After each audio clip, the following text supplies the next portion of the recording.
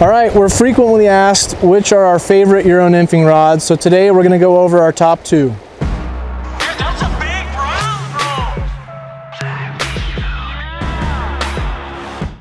bro. All right, so there are lots of Euro rods on the market and in various price points. These two are on the upper end of price points. These are our favorite choices for the premium type of rod for Euro style nymphing. So here I have a Thomas & Thomas Contact 2 and the Sage ESN HD. These are both current rods. Thomas & Thomas just barely updated theirs. These are both 3 weights. The Thomas & Thomas in this case is a 10'9". The Sage is a 10.5. Both of these rods also come in a 10-foot 3 weight, which are also awesome. We love those equally as much. These just happen to be the 2 longer models that we're showing you today. So a couple of design differences between the two. Actually, let's cover some similarities first. They're both down-locking seats. One difference here on the butt end of the rod, the Sage has no fighting butt, the Thomas & Thomas has a fighting butt. We're a bit indifferent as to which one is really better. Some anglers have a real strong preference one way or the other. I don't think that it matters very much to me. You can see handle length is quite similar. Not a lot of difference there. The Thomas & Thomas does have a hook keeper. The Sage does not. They're wanting you to just hook the fly to one of the guides or onto your reel. Action-wise, these two rods are very similar. The older Thomas & Thomas Contact I thought was a bit heavier than the ESN. You know, full disclosure, we haven't weighed these rods. We're just going by weight in the hand. But the new Thomas & Thomas feels very, very close to the weight of the Sage. It's still a touch heavier in this case, but it's also a little bit longer rod, so that seems to be a fair comparison. Some other differences, Thomas & Thomas has moved that first stripping guide. So on the Sage, the first stripping guide is a little higher. Thomas & Thomas has moved theirs down a little further, which reduces the amount of sag you have when you're holding the line in your rod hand. You have a smaller gap between your hand and that first guide, so you get less sag, less droop in the fly line there. The Sage is only maybe 6 inches further up, but it is a little further up. Recovery speed on these two rods is nearly identical, just giving them a good flex and fishing them. Accuracy-wise and everything else, they're really, really close. Our opinion is that you'd have a really hard time going wrong with either of these rods. All right, so first of these two that I'm going to try is this 10'9" Thomas & Thomas.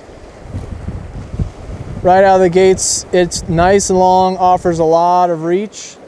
I've got a micro thin leader on here. We have the Sage ESN reel attached to it, which is a little bit blasphemous, but I'm sure that the fish won't mind.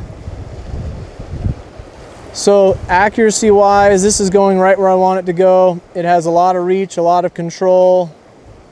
My flies are just a little bit heavy for where I'm trying to fish here, but that's all right. It's got really minimal sag. You can see from my hand to the first guide here, there's not much droop on the fly line between my hand and that first rod guide. That's quite nice. It's recovering really quick, so as long as I finish with the rod high, I'm in contact with the flies. The rod's not bouncing around.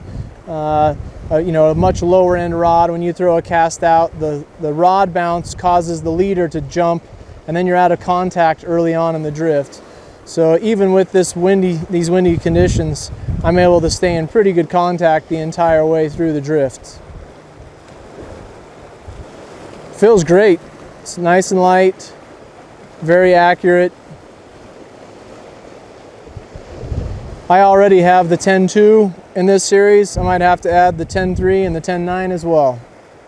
Just finished with the TNT, now it's the Sage's turn. This is the 10.5-3 ESN. Also incredibly light. It definitely is a little bit lighter in the hand. It is a little bit shorter rod though, in fairness. So I think for their length, they're both pretty equal as far as, you know, weight relative to their length. Also incredibly accurate. I have a micro thin leader on this one too, which is quite hard to place where you want. But even in these breezy conditions, it's going right where I like. Very little tip bounce, so when the flies hit, the sider and leader are in contact.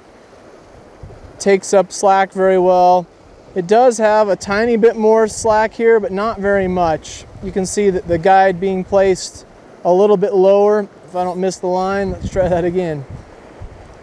The guide being placed a little bit further up. It has a little more play between my hand and that first guide, but really not much of a problem. I'm out, I'm in contact. Leader slides right through the single foot guides really well. It balances perfectly with this ESN reel. This would be another premium setup.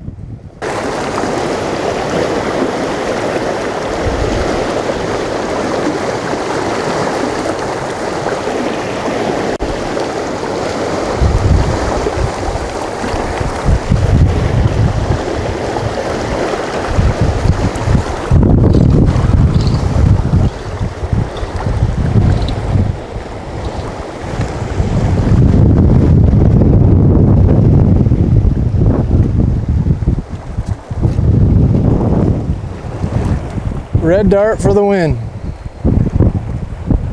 It's a big old lunker.